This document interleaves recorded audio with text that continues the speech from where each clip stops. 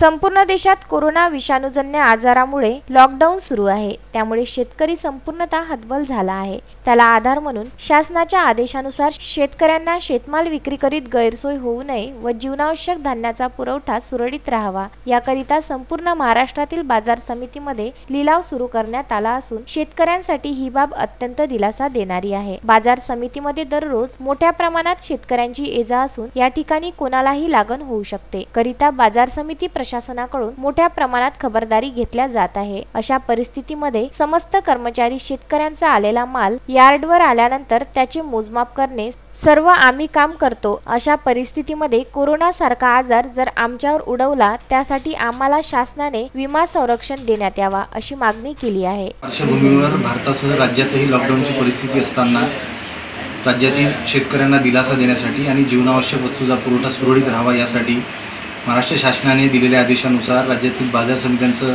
कामकाज सुरू करण्यात आलेलं आहे।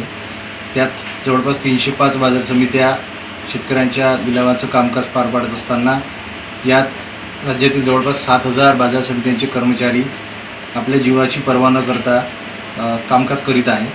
त्यासाठी शासनास या निमित्ताने विनंती आहे की राज्यातील बाजार समित्यांमध्ये काम करणारे स्थायी व अस्थायी कर्मचाऱ्यांचा विमा उतरवून त्यांना विम्याचं संरक्षण देण्यात यावं व त्यांना आपल्या आरोग्याविषयी आश्वस्त करावं अशी विनंती मी या निमित्ताने आपणास करतो। या सर्वात मात्र बाजार समिती कर्मचारी दुर्लक्षित होत असून त्यांना कोरोना विषाणूची लागण होण्याची शक्यता नाकारता येत नाही। त्यांच्या संपर्कात येणाऱ्यांमध्ये व्यापारी, आडते, हमाल, शेतकरी आणि त्यांचं कुटुंब यांच्या जीवाची काळजी घेताना बाजार समिती कर्मचारी सुद्धा डॉक्टर, नर्सेस, पोलीस बांधव, सफाई कामगार आणि इतर अत्यावश्यक सेवा देणारी सर्व कर्मचारी यांच्याप्रमाणे जोखमीचे आहे। अशामध्ये त्यांचे कुटुंब सुद्धा कोरोनाने बाधित होऊ नये याकरिता बाजार समिती प्रशासनाला शासनाकडून आर्थिक तसेच कोरोनाच्या दृष्टीने उपायकारक अशा वस्तूचा पुरवठा करावा।